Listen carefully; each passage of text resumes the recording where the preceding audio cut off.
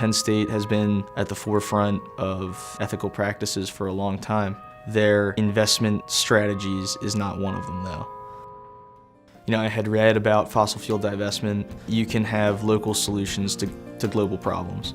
So that's kind of the idea behind divestment, is that if Penn State were to pull its investments out of the fossil fuel industry, you know, that's something that would be very influential for a lot of people. When I realized that none of the other groups were working on that is when I wanted to go ahead and start Fossil-Free PSU.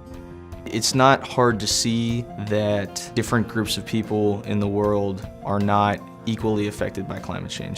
The world's poor. There are people living in undeveloped and developing countries.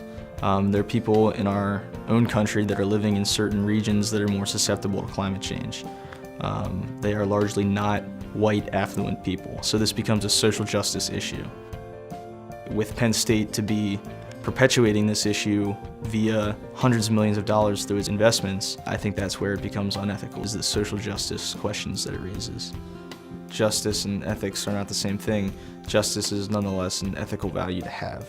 And so the work that I try to lead, the overarching goal is to bring about social justice via fighting climate change. So that's why we organized a busload of Penn State students to go to New York City for the People's Climate March, which is the biggest environmental demonstration that has ever occurred. There were groups from hundreds of different universities there, and we got to have conversations with a lot of those people to network and share ideas, what's working for them, what's working for us. Onward on Climate was a rally in front of Old Main. What we wanted the event to do was to draw the connection between social justice and climate change.